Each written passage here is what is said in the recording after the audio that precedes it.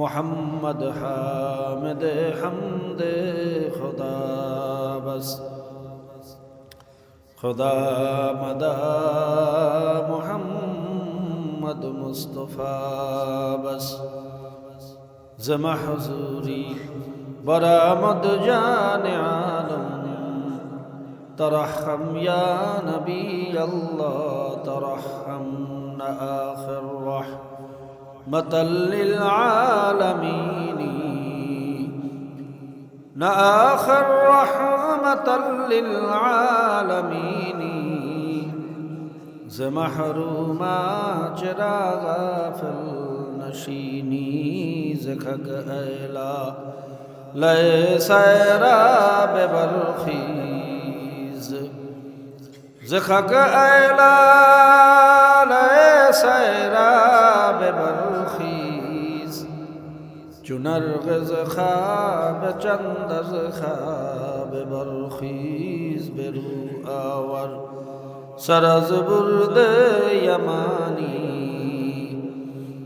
बेरू our सरज़ बुर्द यमानी के रूए तुस्त सुबह ज़िंदगानी बलगल उला बिकमालिही कशफत दुजा बिजमालिही हसनत जमीउ खिसालिही सल्लु अलैहि व आलिहि मोहब्बत शत पढ़ें बलगल उला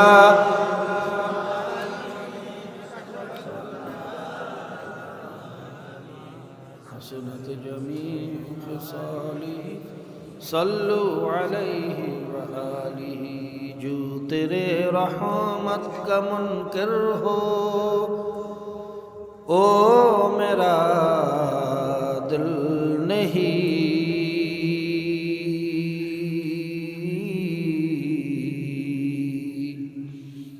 मांगना जिसको न आए ओ कोई सायल नहीं है करम परवर करम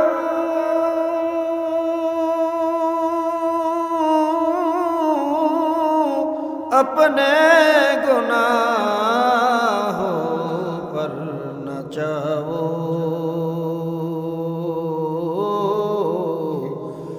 रहम की काबिल हो मैं इंसाफ की काबिल नहीं रहम की काबिल हो मैं इंसाफ की काबिल नहीं बलगल उला बिकमालिही कशफत दुजा बिजमालिही हसनत जमीउ खिसालिही सल्लु अलैहि व आलिहि ज़बान खुलिया पढ़ें बलगल उला बिकमालिही कशफत दुजा बिजमालिही हसनत जमीउ खिसालिही सल्लु अलैहि व आलिहि अऊज़ु बिल्लाहि मिनश शैतानिर रजीम बिस्मिल्लाहिर रहमानिर रहीम हुवल्लज़ी बअस फिल उम्मीयीन रसूलन मिनहुम यतलू अलैहिम आयातिही व युज़क्कीहिम व युअल्लिमुहुमुल किताब व युज़क्कीहिम व युअल्लिमुहुमुल किताब वल हिकमह व इन कानू मिन क़ब्लु लफ़ी ضلالٍ मुबीन सदक़ल्लाहुल मौलाना अज़ीम साउंड बॉक्सটা একটু আওয়াজ দেন وصدق رسوله النبي الكريم ونحن على ذلك لمن الشاهدين والشاكرين ربنا تقبل منا إنك أنت السميع العليم وتب علينا يا مولانا إنك أنت التواب الرحيم محترم মুআজ্জাজ সদরে ইজলাস সম্মানিত সভাপতি ওয়াজিবুল ইহতিরাম হযরত উলামায়ে কেরাম জাকিরিন শাকিরিন বেগুনা তলেবে ইলম কোরআনের হাফেজ কৃষক শ্রমিক ভ্যানওয়ালা ঠেলাওয়ালা রিকশাওয়ালা জেলে কামার কুমার তাঁতি ঋষি মুসি মজদুর সহ সৃষ্টির শ্রেষ্ঠ জীব আশরাফুল মখলুকাত ওয়ালাকাদ কাররামনা বানি আদম এই মানুষকে বড় আদর করিয়া বানাইছে কে? যেই ধর্মের হোক, যেই বর্ণের হোক, যেই মানুষ সেই সম্মানিত। যে যেখান থেকে আমাদের সাথে সম্পৃক্ত আছেন অনলাইনে অফলাইনে, বিশেষ করে পর্দার আড়ালে আমার মা ও বোনেরা, আমার যুবক বাবারা, আমার ছাত্র ভাইয়েরা, জনাবে মুহাম্মদুর রাসূলুল্লাহ সাল্লাল্লাহু আলাইহি ওয়াসাল্লামের উম্মতগণ, আল্লাহ জাল্লা শানু আম্মা নওয়ালুহুর দরবারে লাখো কোটি শুকরিয়া যে মহান আল্লাহ পাক রব্বুল আলামিন এই বস্তুবাদের জবানায়, যেই জবানার মধ্যে অধিকাংশ মানুষ শুধু সকাল থেকে সন্ধ্যা পর্যন্ত একটাই ফেকের, একটাই চিন্তা, কেমনে খাবো, কেমনে বাঁচবো। কথা ঠিক না? শুধু খাওয়া বাঁচা নিয়ে চিন্তা। ভাই একটা গরুও সকাল থেকে সন্ধ্যা পর্যন্ত একটাই চিন্তা, কেমনে খাবো, কেমনে বাঁচবো। আর কোনো চিন্তা ওর আছে? কোনটা খাওয়া যাবে, কোনটা যাবে না, কোনটা হারাম, কোনটা হালাল, কোনটা খাইলে আল্লাহ খুশি হইবে, কোনটা খাইলে আল্লাহ বেজার হইবে, কোন জায়গায় পায়খানা পেশাব করা যাইবে, কোন জায়গায় যাইবে না, এই চিন্তা গরুর আছে? আমিও মনে করি যার মধ্যে এই চিন্তা নাই, যেই মানুষটা শুধু খাওয়া বাসা নিয়ে চিন্তা করে, হারাম হালালের কোনো তমিজ নাই, কোন কাজ করলে আল্লাহ খুশি, কোন কাজ করলে আল্লাহ বেজার, এই চিন্তা যার মধ্যে নাই, আমাকে আল্লাহ কি দিয়ে বানাইলো, আমি কোথায় ছিলাম, কোথায় আসছি, কোথায় রওনা করলাম, বাবা কোথায়, দাদা কোথায়, আমি কোথায় যাব, কবরে অবস্থা কি হবে, মিজান হাসরে পুলসিরাতে কি হবে, মিন নুতফাতিন আমশাজিন নাবতালিহি ফাজআলনাহু সামিয়াম বাসীরা। আল্লাহ বলতেছেন হাল আতা আলাল ইনসান হিনুম মিনাদ দাহরি লাম ইয়াকুন শাইয়াম মাযকুরা। তোরা তো কোনো উল্লেখযোগ্য বস্তুই ছিলি না, তোদেরকে আমি কি দিয়ে বানাইছি তোরা দেখো না? 2 ফোঁটা নাপাক পানি, নুতফায়ে আমশাজ, যেই নুতফায়ে আমশাজের মধ্যে তোমার আমার কোনো নাম ছিল না, তোমার আমার কোনো অস্তিত্ব ছিল না। কি কথা ঠিক না?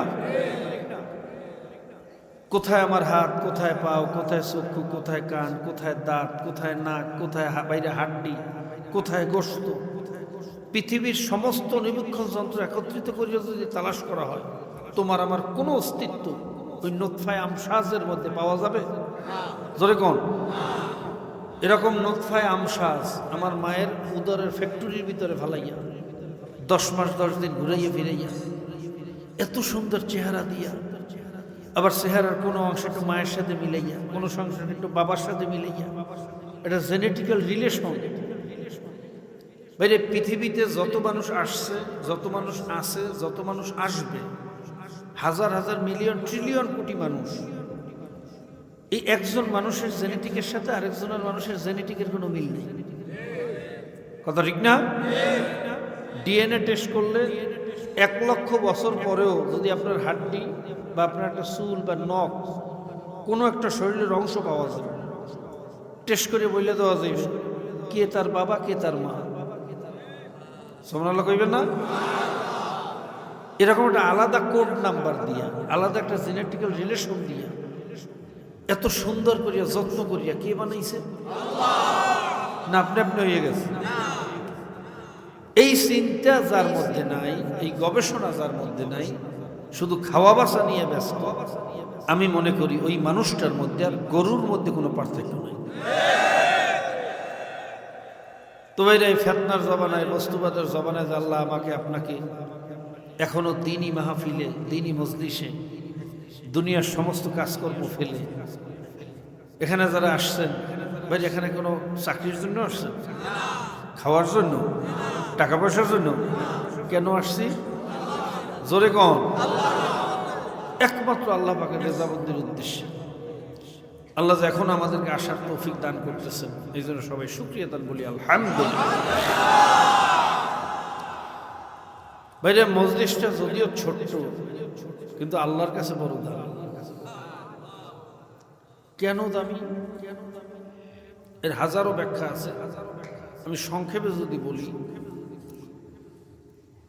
ফেরেশতারা সবসময় দুনিয়ার মধ্যে ঘুরতে থাকে।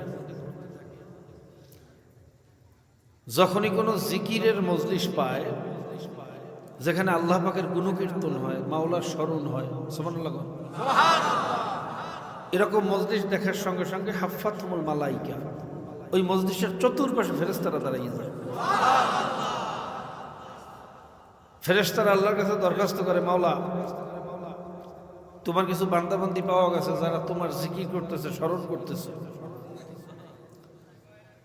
আল্লাহ পাক রব্বুল আলামিন তখন বলে, বান্দাবান্দিরা, ফেরেশতারা, ওরা যে আমার জিকির করে, আমার স্মরণ করে, আমার কি ওরা দেখছে? আল্লাহ তা তো দেখে না। জান্নাত জাহান্নাম, তাও তো দেখে না। তখন আল্লাহ পাক খুশি হয়ে বলেন, তোরা সাক্ষী থাক।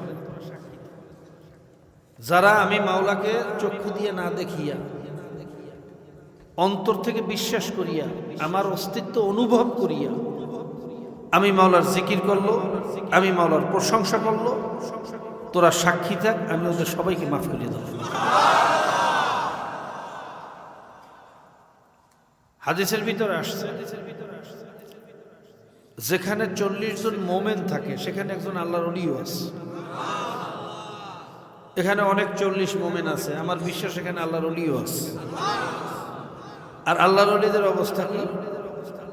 যদি নেক নিয়াতে, মোহাব্বতের সাথে কোনো আল্লাহর ওলির চেহারার দিকেও কেউ তাকায়, আল্লাহ তার সগীরা গুনাহগুলোর সাথে সাথে মাফ করে দেয়। কাজী বাবা, যদি নিয়াতে খুলুসের সাথে বসতে পারি, খোদার কসম খাইয়া বললো ভুল হবে না, এই মজলিস থেকে একটা মানুষকে আল্লাহ খালিয়াতে ফিরিয়ে দেবেন না। সোহবাতের বড় দাম। এই সোহবাতের কারণে আসহাবে কাহাবের একটা কুকুর ছিল, সেই কুকুরটা আল্লাহ জান্নাতে ঢুকিয়ে দিল। কিসের কারণে? জোরে কোন?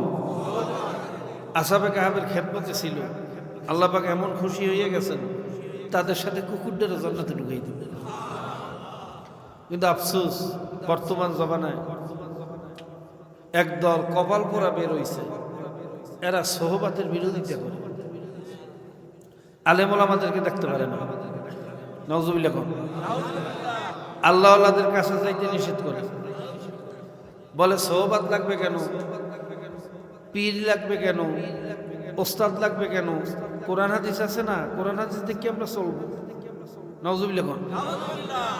এরা বলে কোনো ওস্তাদ মানা যাইবে না, কোনো পীর মানা যাইবে না, কোনো ইমাম মানা যাইবে না, কোনো ব্যক্তিরে যদি কেউ মানে তাহলে সে মুশরিক হয়ে যাবে। ভাইরে, আমি আপনাদের কাছে জিজ্ঞেস করি, কোনো ব্যক্তিরে মানবেন না, কোনো ওলামায়ে কেরামের কথা শুনবেন না, পীরের কথা শুনবেন না, মুফতির কথা শুনবেন না, ইমামের কথা শুনবেন না, নিজে নিজে কোরআন হাদিস পড়ে চলবেন, পারবেন? কথা কয় না? এটা সম্ভব? কোনো একজন ব্যক্তিকে না মানিয়া ইসলামের উপর চলা যায়? যারা বলে কোনো ব্যক্তিকে মানা যাবে না, গয়রুল মুকাল্লিদ, লা মাযহাবি, একদল ফিতনা বর্তমানে চলতেছে।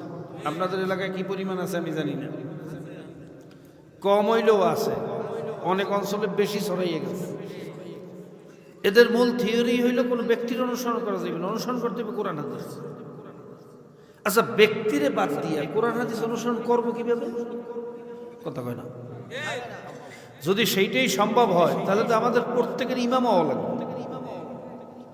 এই যত মাসালা, জাদিদ কাদিম মাসালাগুলো আছে, এই মাসালাগুলোর সমাধান আমাদের দ্বারা বের করা সম্ভব? যদি মুফতি মুহাদ্দিস আমাদের আকাবেররা বের করিয়া না দিতেন। কথা কেন বুঝাইতে পারিনি?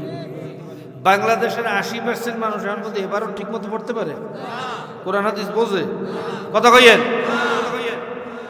80% মানুষ কোরআন হাদিস বাইরে পড়িয়া বুঝতে চলার মতো যোগ্যতা নেই। আমরা যারা আলেম দাবি করি আমাদেরও নাই। আমরা যারা মুফতি দাবি করি, আজকে দেখবেন পোস্টারে আমার নামে মুফতিও লেখছে মনে হয়। আমরা কেমন মুফতি জানেন? বলবো? কত কেন? একজন মুফতি হওয়ার জন্য কমপক্ষে 10,000 হাদিস মুখস্থ থাকতে হয়। কত হাজার? আর একজন ইমাম হইতে হইলে কমপক্ষে হাদিস মুখস্থ থাকতে হয় লক্ষ লক্ষ। যেমন ইমাম আবু হানিফা রহমতুল্লাহ হাদিস মুখস্থ ছিল 5 লাখ। বুঝতে পারছেন? তো 10,000 হাদিস মুখস্থ বলার মতো বর্তমানে কোনো মুফতি নাই। আছে? 1,000 হাদিস ঠিক মতো বলতে পারবে? সেই জেহেন আমাদের আছে। তাহলে আমরা কেমন মুফতি? আমরা হইলাম নাকেলের মহাজ, মোকাল্লেদে মহাজ। অর্থাৎ মুফতিরা কিতাব লেখছেন, আমরা সেটা শুধু আপনাদেরকে পড়িয়ে শুনাই। কথা কয় না? আমরা নিজেরা কোনো কিতাব লিখে আপনাদেরকে মাসালা শুনাই? কোরআন হাদিস থেকে মাসালা ইস্তেনবাত করার যোগ্যতা আমাদের। আমরা মুস্তাহিদ সরাও না, আমরা মোকাল্লিদও না। আমরা হইলাম মোকাল্লেদে মহাজ, নাকেলে মহাজ। মুফতিরা কিতাব লেখছে, সেইটা শুধু নকল করিয়ে শুনাই, এই পর্যন্ত আমাদের যোগ্যতা। বুঝতে পারছেন? এইবার আসেন, যদি বলেন কোনো আলেম মানা যাইবে না, কোনো মুফতি মানা যাইবে না, কোনো ইমাম মানা যাইবে না, তাহলে তো কোনো মুফতির লেখা কিতাবও পড়িয়ে শোনা যাইবে না। কথা কেন? কোনো মুফতির কিতাব অনুযায়ী চলা যাবে? নিজে নিজে কিতাব লেখকে তারপর চলতে হইবে। কয়জনে পারবে? কথা কেন?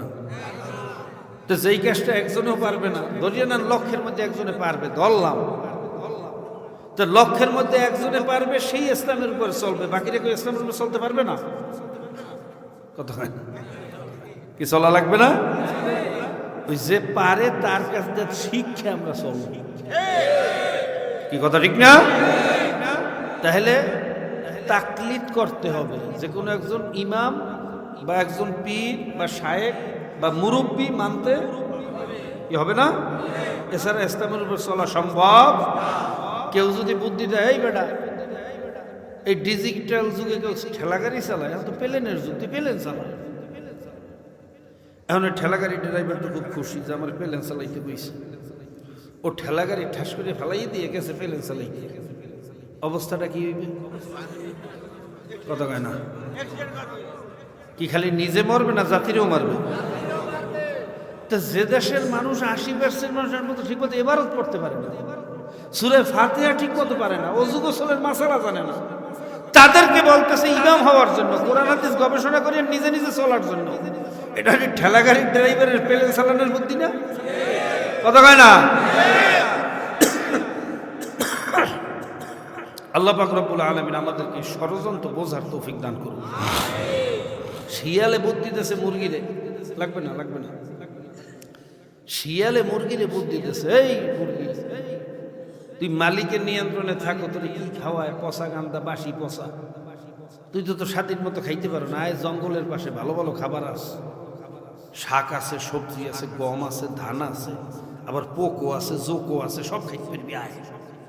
আর মুরগি তো খুব খুশি, এ খুশি হইয়া মালিকের নিয়ন্ত্রণ ছাড়িয়ে গেছে জঙ্গলের পাশে তাজা খাবার খাইতে।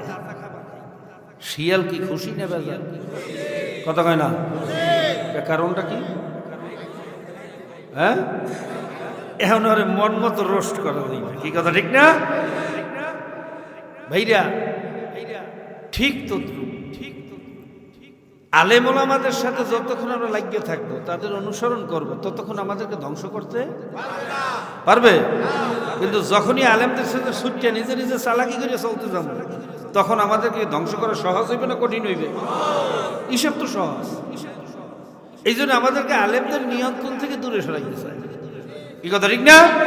তার মানে ইসলাম থেকে আমাদেরকে দূরে সরাই আমাদেরকে ধ্বংস করতে চায়। কি কথা ঠিক না বেটি? আলেমরা আমাদেরকে যে মানতে হইবে, তাদের সাথে থাকতে হইবে, এটা কি আমার কথা না আল্লাহর কথা? কার কথা? দলিল নেন, আতিউল্লাহ ওয়া আতিউর রাসূল ওয়া উলিল আমরি মিনকুম। খুব ভালো করে বুঝছেন, সূক্ষ্ম কথা। তোমরা আল্লাহ এবং আল্লাহর রাসূলের অনুসরণ করো। কার অনুসরণ? আমরা আল্লাহর সরাসরি পাই, তার অনুসরণ করবেন কেমনে? রসুলের মাধ্যমে। রসুল আছে তো এখন করবেন কেমনে? হ্যাঁ, এই উলিল আমরি মিনকুম, তোমাদের মধ্য থেকে যারা উলিল আমর অর্থাৎ তোমাদের নেতৃত্ব দিতেছে তাদের অনুসরণ করো। উলিল আমর কারা? ঠেলাওয়ালারা, ভ্যানওয়ালারা না ওলামায়ে কেরাম? তা ওলামায়ে কেরামদের নেতৃত্ব মানতে কইছে, তাদের অনুসরণ করতে বলছেন কে? আল্লাহ। জোরে কোন? মান তাশাব্বাহা বিকওমিন ফাহুয়া মিনহুম। এই দুনিয়াতে আমরা যেই দলের সাথে সম্পৃক্ত হয়ে চলবো, কিয়ামতের ময়দানে ওই দলের সাথে কিয়ামতের ময়দানে উঠব। ইয়াউমা নাদউ কুল্লা উনাসিম বিইমামিহিম। আল্লাহ পাক বলতেছেন তোমাদেরকে কিয়ামতের ময়দানে ডাকবো তোমাদের নেতার পিছনে। কার পিছনে? জোরে কোন? কোরআন হাদিসের পিছনে ডাকবে বলছে কোথাও? জোরে কইয়েন। কার পিছনে ডাকবে এবং কোন দলে উঠব? দুনিয়াতে যেই দলের সাথে এবং যেই নেতার সাথে। কথা ঠিক না? এখন আমার নেতা যদি এক হারাইয়ে মতন নিয়ে নেতা, আর দল যদি এক গাঁজা চাষ করেন নিয়ে দল, কি চাষ করেন নিয়ে? ঘাট দখল করেন নিয়ে দল, কথা কয় না। খুন করেন নিয়ে দল, ধর্ষণ করেন নিয়ে দল। এমসি কলেজে স্বামীরে বান্ধে রেখে স্ত্রীরে ধর্ষণ করে, এর কোনো বিচার? কথা কয় না। দুনিয়া যাদের সাথে চলবেন কিয়ামতের মধ্যে তাদের সাথেই উঠবেন, কথা কয় না। ওই দল আর ওই নেতা যেই জায়গায় যাইবে আপনি তো সেই জায়গায় যাইবেন। হিসাব তো সহজ। এখন বুঝলে বলেন তো নেতা এবং দলের গুরুত্ব আছে না নাই? জোরে কোন? দুনিয়া চলবেন ফাসেক ফুজের কাফের মুশরিকের দলে আর নেতৃত্ব মান্যা, আর কিয়ামতের ময়দানে উঠবেন আলেম ওলামাদের নেতৃত্বে, আলেম ওলামাদের দলে। মাদার গাছ লাগাই আম খাইবেন, কোনোদিন সম্ভব? জোরে কোন? সম্ভব? আল্লাহ পাক রব্বুল আলামিন আমাদেরকে বোঝার তৌফিক দান করুন। এরপর আল্লাহর নবী কি বলতেছেন দেখেন, সহিহ রাওয়ায়াতে আসছে, কোন আলেমান, তোমরা আলেম হও। কি হও? আও মুতাআল্লিমান, যদি আলেম হইতে না পারো আলেমের ছাত্র হও। সুবহানাল্লাহ। কেন? আও মুস্তামিআন, যদি আলেমের ছাত্র হওয়ার সুযোগ না থাকে অন্তত আলেমদের কথা অনুযায়ী চলো। সুবহানাল্লাহ। আও মুহিব্বান, যদি আলেমদের কথা শুনে চলার অবস্থা না থাকে, আফ্রিকার জঙ্গলে পড়িয়ে গেছো, অ্যামাজনে পড়িয়ে গেছো, অ্যান্টার্কটিকায় পড়িয়ে গেছো, বারমুদা ট্রায়াঙ্গলে এড়িয়ে গেছো, এরকম গহীন জায়গা এখনো আছে যেখানে আলেম পাওয়া কি যায় না? এর আছে না নাই? এরকম যদি মুশকিলে পড়িয়ে থাকো যে আলেমদের কথা শুনে চলবা, সেই অবস্থাও নাই, তখন কি করো? আলেমদের সাথে দুশমনি করো না আলেমদের মহব্বত করো? আও মুহিব্বান অর্থ কি? কথা কয় না? না দুশমনি করা। ওলা তাকুন খামিসান, এই চাইরের মধ্যে থাকিও, পঞ্চম হইও না। ফাতাহালি, পঞ্চম রাস্তা হইল ধ্বংসের রাস্তা। বুঝতে পারছেন? এবার বুঝলে বলেন তো আলেমদের অনুসরণ করা লাগবে না লাগবে না? আলেমদেরকে মানা লাগবে না লাগবে না? যে সমস্ত কপাল পোড়ারা বলে কোনো আলেম মানা যাইবে না, মানতে হবে কোরআন হাদিস।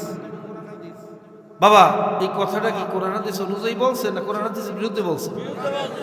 আল্লাহ এবং আল্লাহ রসুলের বিরুদ্ধে বললো না? বাংলাদেশে কেউ না মানিয়া চলার যোগ্যতা আমাদের কারো একজন না একজন মানতে হবে। কি কথা ঠিক না? কিন্তু মানার ক্ষেত্রেও আবার তাহাকে করতে হইবে, কারণ কিয়ামত যত কাছাই আসবে লেবাসদারি বন্ডের সংখ্যাও তত বাড়বে। কি কথা ঠিক না? মানার ক্ষেত্রে আল্লাহওয়ালারা বলছেন যাচাই বাছাই করিয়া তারপর নেতা মানবে। যাচাই বাছাই কেমনে করবা? দেখবা কথার কাজে মিলে কিনা। যদি কথার কাজে মিল না থাকে, বলে একটা করে আর একটা, বাইরে কথা কাজে মিল না থাকলে মোমেন না মুনাফেক? তা মুনাফেক কোনোদিন মুসলমানের নেতা হইতে পারে? দেখবা কথার কাজে মিল, এবং ওখানে গেলে 5 জনের ভিতরে অন্তত 3 জন সুন্নাত তরিকা অনুযায়ী ঈমান আমল দুরুস্ত হইতেছে কিনা, নেকের আগ্রহ বাড়তেছে কিনা, আল্লাহ আল্লাহ রসুলের মহাব্বতে অন্তরের ভিতরে কান্না আসে কিনা, চোখে পানি আসে কিনা, দিন দিন আমলের উন্নতি হইতেছে কিনা, এরকম দেখবা অধিকাংশ যেখানে গেলে হয় সেরকম এক আল্লাহর ওলিকে নেতা হিসাবে, ইমাম হিসাবে, পীর হিসাবে, মুর্শিদ হিসাবে, পথ প্রদর্শক হিসাবে যে ভাষায় বলেন না কেন তার অনুসরণ অনুকরণ করা যাইতে পারে।